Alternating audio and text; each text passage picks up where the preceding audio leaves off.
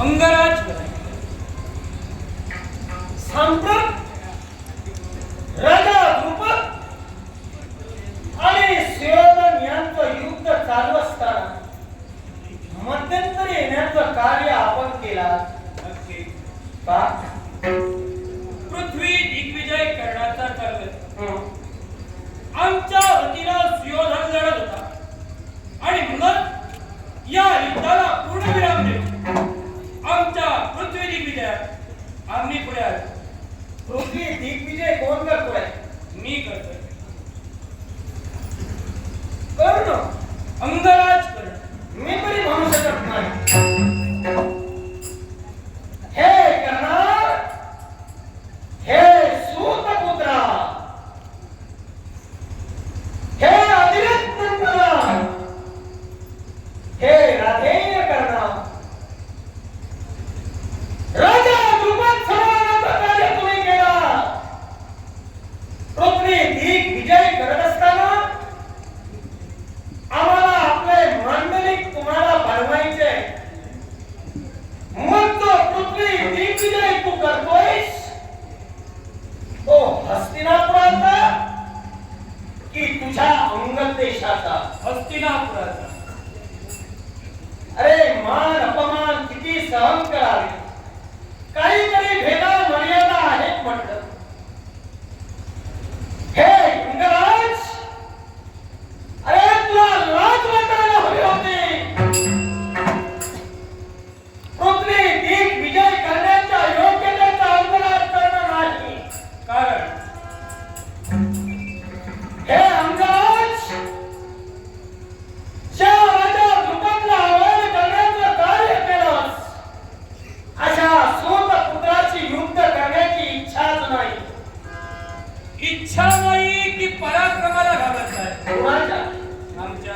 तुझ्या पराक्रमाला घाबरायला याच्या अगोदर कित्येक वेळा तुला माघारी लावून परतवून लावलंय. कित्येक वेळा तुझा नेता स्वभाव आहे. राजा द्रुपद कित्येक वेळा नाही, फक्त एकदा. वा, एक वेळ सोडून अन्यथा दुसरा कोणताही पुरावा द्या आहे तर. हे राजराज, पळून गेलास, पुनश्च राजा द्रुपदवर आक्रमण करून तू आलास. तू योग्यतेचा नाही शाला मी कारण आहे. ज्याला स्त्रियांचा आदर जीवनात केला नाही त्यांची बाजू घेऊन येताना तुला दिलास वाटायला लागली. ज्यांनी स्त्रियांचा आदर केला नाही अशाच्या वतीनं मी लढतोय असं तुझं म्हणणं आहे? तर तुझं म्हणणं साफ खोट आहे. कसं? मी यांच्या वतीनं आलो नाही, पृथ्वी दिग्विजय करण्याचा आहे, करण्याच्या वतीनं ते आलेले. मग प्रथमच तू म्हणास दिग्विजय हस्तिनापूरचा आहे, पण तो नाही. ऐकतोय. हस्तिनापूरचा जर का दिग्विजय आहे, देश हस्तिनापुराची. मग मला सांग, अंगद देश कुठे येतं? अंगद देश कुठे येतं हे मला सांग. हस्तिनापुराचे मांडलिक अंगद देश कुठे येतं त्याचा? मला हस्तिनापुरानंतर देश येतं. होय. मग अंगद देशातून मी जर का एखादी क्रिया केली तर ती कथा हस्तिनापुराला मान्य होईल की अंगद देशाला?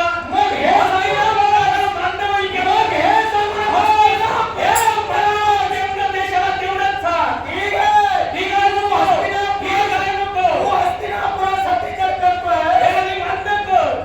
हस्तिनापुराला अगोदर मान्य होईल आणि नंतर अंगद देशाला. तुझा आधी हस्तिनापुराची कार्यमात्राचा संबंध नाही. हा तू म्हणतोय. मी नाही अखिल जनतेनं नरेंद्रपुरा हस्तिनापुरात तुला नाकारलं होतं. आठवताय का ते दिवस? पूर्ण आठवतोय. मग आठवतायत, मग त्यांच्या वतीनं जा. अरे निर्लज्जपणाचा कळस माणसानं किती करावा याला सुद्धा भेदा मर्यादा आहे. अरे ज्यावेळी धनुर्धर कोण आहे ठरवण्याचं कार्य करण्यात आलं, गुरु द्रोणाचार्यांनी धनुर्धर कोण आहे हे ज्या दिवशी ठरविण्याची वेळ समीप आली त्यावेळी पार्थाच्या हाती धनुष्य दिलं गेलं आणि पार्थाचा केवळ प्रतिस्पर्धी म्हणून हा सुयोधन होता. या सुयोधनाला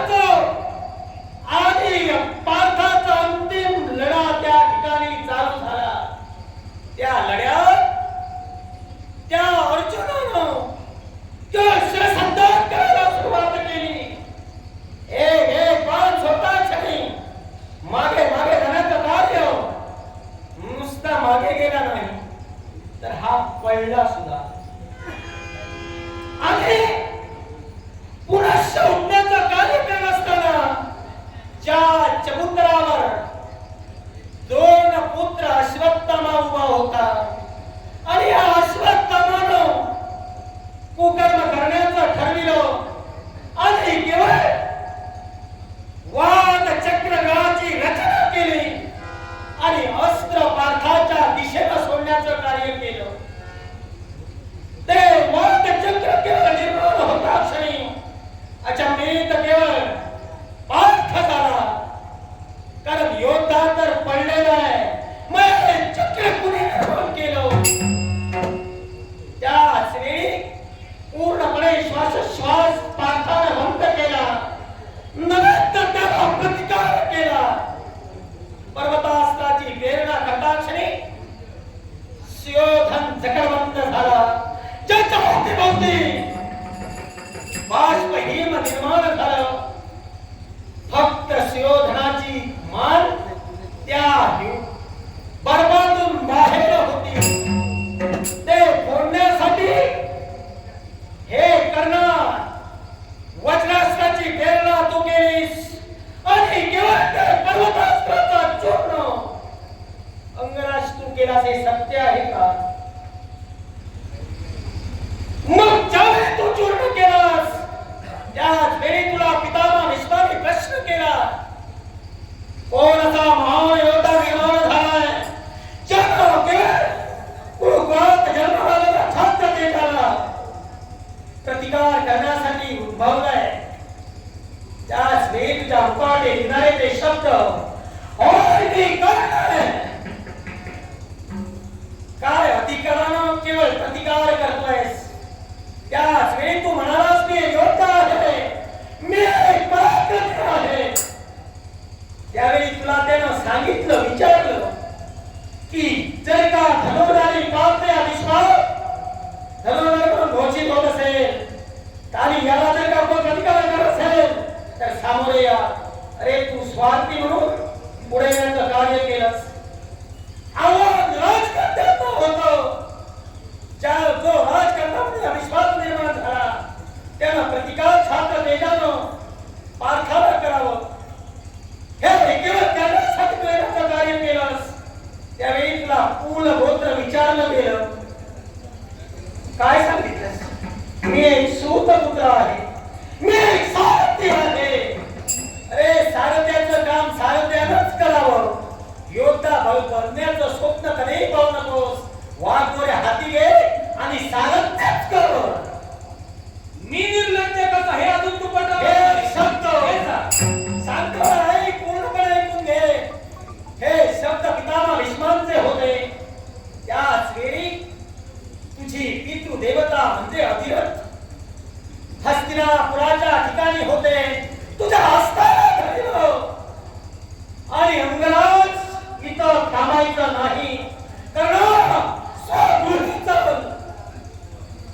काटावलेल्या मानेनं आलेला कर्ण खाली मान घालून जात असताना अधिरथानं केवळ क्षमा मागितली ती पितामह भीष्मांची के हे पितामह क्षमा करा, हा मूर्ख कर्ण आहे, हा सारथीच आहे. जर तुझा बाप तुला योद्धा म्हणून मान्य करू शकत नाही तर जनता काय मान्य करणार आहे? त्याच वेळी आमच्या हस्तिनापुराला विचारलं गेलं. हस्तिनापूरच्या प्रजेला विचारलं, तू सांगितलंस मी योद्धा आहे, मला संधी द्या.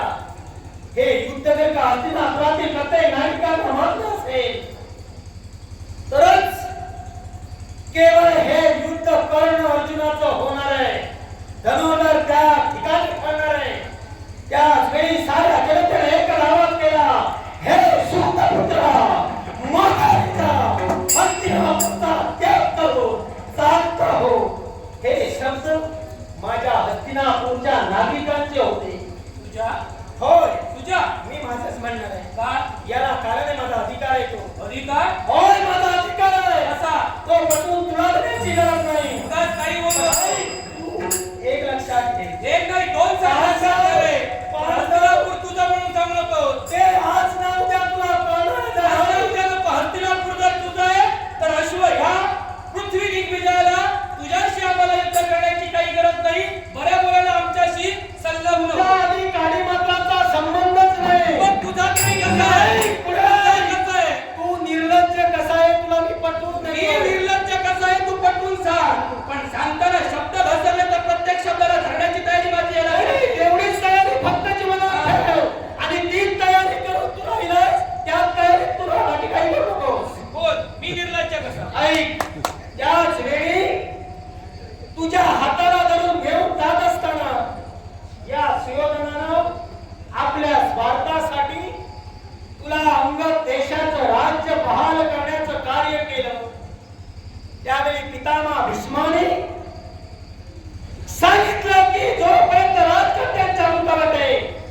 शब्द बाहेर येत नाही तोपर्यंत शिक्कामोर्तब होऊ शकत नाही.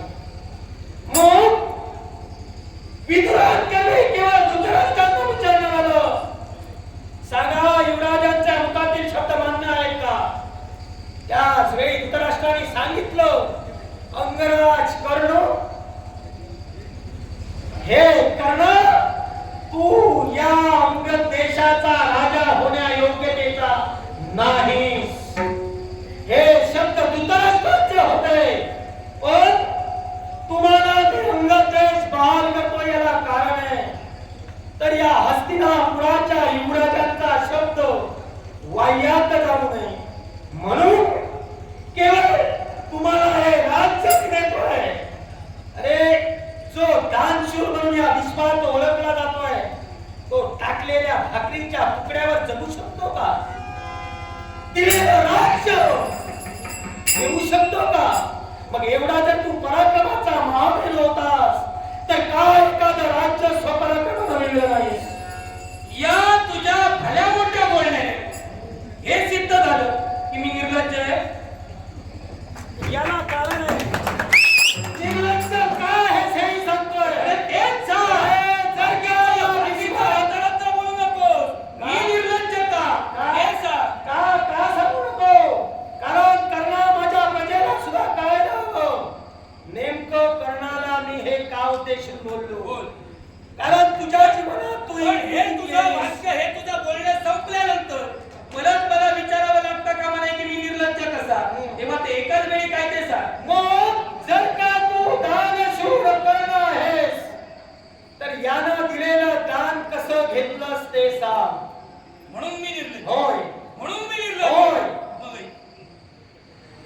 धनुर्धरी पार्थ हा तुझा कोण? जमात. ज्यावेळी गुरु द्रोणाचार्याने गुरु दक्षिणा कौरव पांडवांजवळ मागितली त्यावेळी तुझ्यावर मात करू तुला स्वतःच्या रथाला तुझ्या मुसक्या बांधून हस्तिनापुरापर्यंत कोण घेऊन आला? अगोदर नको. अगोदर तू हे सांग. बाजू मारू नकोस. अगोदर हे सांग. तू जे बोलत होतास ते प्रत्येक देशाचं राज्य तू जर दानशूर प्रत्येक गोष्ट मी शांत चित्ताने ऐकून घेतली. मला आता जे मी विचारतोय ना ते सुद्धा तशाच भाषेत उत्तर दे. मला सांग, तुला रथाला जपडबंद करून हस्तिनापुरापर्यंत कोण घेऊन गेला होता? त्याचं नाव फक्त सांग. पार्थ. मग पार्थ जर का तुला हस्तिनापुरापर्यंत घेऊन गेला होता त्याला तुझ्या मुसक्या बांधलेल्या रथाला बांधिलं, ती लाच तुला नाही तरी सुद्धा तुझी कन्या त्यालाच दिली. तू निर्लज्ज आणि म्हणून त्याला दिली आणि वर मला निर्लज्ज तू बाजू मारण्याचा प्रयत्न करू नकोस.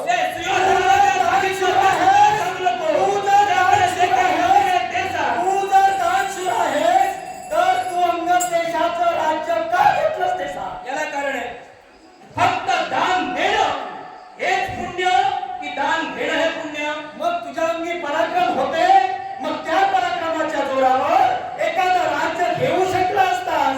मग त्या जनतेनं तुला नाकारलं, त्या जनतेचं केवळ राजतत्व स्वीकारताना तुला अधिकार वाटायला हवी. मग ज्यावेळी द्रुपद राजकर्त्याकडे या पांचाल देशात धनुश्री ब्राह्मण आले आणि या धनुश्री ब्राह्मणांनी 21 चपळ घोडे या द्रुपदाला दान देण्याचे योजले.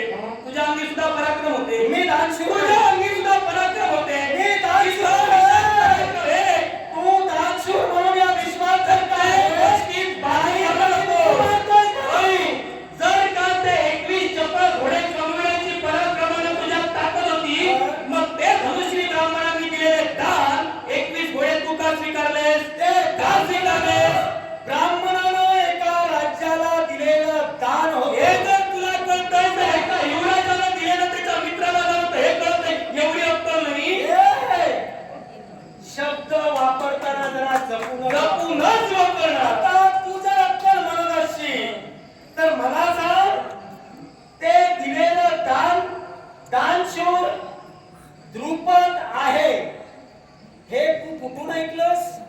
मग अंगराज अंगराज करणं दानाचा भोक्त आहे हे केव्हापासून प्रचलित झालं? ज्यावेळी केवळ त्यानं स्वतःची कवच कुंडले दिली. ए बाबा, कवच कुंडला माझ्या जवळ आहे. मी कुणाला कवच कुंडला दिली नाही. कोणाचंही काही ऐकून नको. कवच नाही. कोणाला माझ्याकडे? मग मला सांग, कुंडला माझ्याचकडे आहे. ठीक आहे, कारण ती कृती तू तुझ्या जीवनात केलीस. दिलीस. ती म्हणजे कसली? दिलीस की नाही? तू दानशूर आहेस. दिलीच नाही. तू दानशूर आहेस. ओय, तू सांगून नको. मी सांगत नाही. मी सांगतच नाही. हे करणारं माझ्या जवळ असणारी कवच कुंडला अजून न्यायला कोणी आलाच नाही. तुला कसं कळलं मी कवच कुंडला दान दिली? आता काय? मला प्रस्तावतीस देऊन या ठिकाणी दाखव. अंगराज, ती कवच कुंडला दाखविण्याचं सामर्थ्य तुझ्याला आहे. नक्कीच आहे. मला दाखव. राज दरबारी नाही, माझ्यासोबत वा अंतर्गृहात. वा वा वा. ओय, शाबास. शाबास नको. हे, ओय, नको, एक सांगू नको, दोन सांगू नको. ओय, तुझी बाजू वर चालल्यावर शब्द वर करू नको. ही सवय आधीपासूनची साऱ्यांची मला माहिती आहे. वा. तू म्हणतोय माझी कवच कुंडला मी दान दिली. माझी कवच कुंडला अजून मी दान दिली नाही. राहता राहिली दुसरी गोष्ट, तुला म्हणे ती पाहायची आहे. ती जर का पाहायची आहे, अरे हा राज दरबार तुझा भरलेला आहे. अष्टमंत्रिमंडळ तुझं बसलेलं आहे. स्त्रिया सुद्धा इथं उपस्थित आहे. मग असं असताना एका वीराच्या, त्या वीरावरच्या अंगावरील सारे वस्त्र अलंकार इथं उतरून घेणं हे तुला शोभा दिसतं? हे जर का तुम्हाला शोभा दिसत नाही, तर पांचालीचं वस्त्रहरण करताना, तिच्या केवळ चारित्र्यावर शिंतोड विणताना, तिला विवस्त्र करताना तुम्हाला बात कशी वाटली नाही? पांचालीतला त्या युद्धात पुढे आली पांडवाने आणि पांचालीला भरसरत ओढत पुढे आणली. कौरवेश्वराने पांचालीच्या वस्त्राला हात पुढे घातला. दुःशासनाने कर्णाचा संबंध कुठे तुम्हाला? वा वा वा. आहे. तुझा संबंध कुठं आहे मी सांगतोय. मित्र तुझा होता ना, मित्राला घडवताना मित्राला सहकार्य करावं, मित्राला मित्र घडवावा की बिघडवावा. मग मला सांग, तू हे ते सांगू नकोस, हे सांग. मित्राला घडवावं. मग ते जर का घडवायचं असेल तर त्यांना तू का सांगितलं नाही? मग मला सांग, एक स्त्री आहे. तिथं गुरु द्रोणाचार्य, पितामह भीष्म, सारी वरिष्ठ मंडळी उपस्थित होती. तुझ्या मते मी वेडा, मला कळत नाही, यांना सुद्धा कळत नाही. कुणाला? पितामह भीष्म, गुरु द्रोणाचार्य. पण मला नको एवढंच सांग, यांना कळत नाही. द्रोणाचार्य पितामह जर इथं आले असते तर मी नक्कीच विचारलं असतं. मग ज्या अधिकारांचा अधिकार तिथं आहे. तू आलास म्हणून मी तुला विचारतोय, कारण आहे. आणि मी त्याला थांबविलं नाही. स्वाभिमानासाठी तू झटतो मी आहे. त्यांना थांबविलं नाही, याच्यामुळे सुद्धा कारण आहे. कारण ज्या पांचाल देशात अंगराज कर्ण स्वयंवरासाठी आला होता, मग या अंगराज कर्णानं ज्यावेळी एका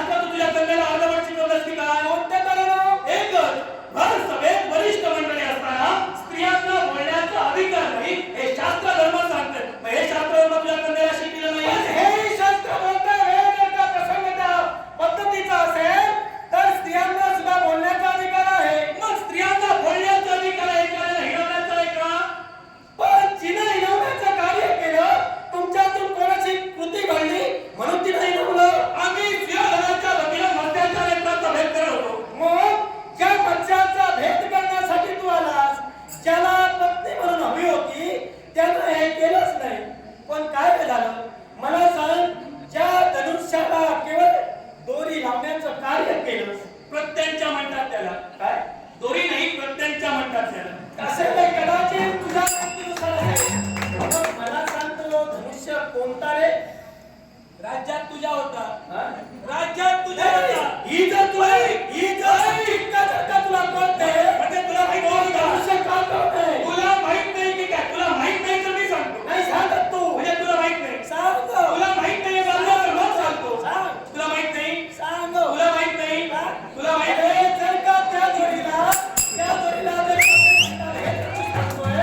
तर त्या शिवधनुष्या त्या धनुष्याला काय म्हणतात हे तुला का कळू नये? बोलता बोलता बोलून गेला शिवधनुष्य आणि पुन्हा मला काय विचारतोय? ए आई ते शिवधनुष्य नव्हतं. मग तू खोटं बोललास हे मान्य कर. काय म्हणतो? आता बोललास ते शिवधनुष्य होतं. एक लक्षात ठेव. एक नाही, दोन लक्षात ठेवतो पण व्यवस्थित सांग. नाही व्यवस्थितच सांगतोय तू आता एकदम हे तर नाही. एकदम सांगत नाही, शब्द बोलू नको.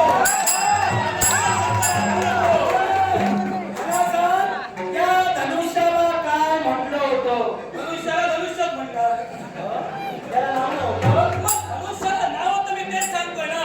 तुला माहित नाही म्हणून सांग, मग मी सांगतो. कारण धनुष्य तुझ्या राज्यात होतं. मग ज्यानं केवळ वंचनेत करण्याचं कार्य तू करत होतास, राज्यात माझ्या होतं पण त्या हातात घेऊन वंचनेत करत होतास, ते धनुष्य त्या धनुष्याचं नाव काय? मी तेच म्हणतोय.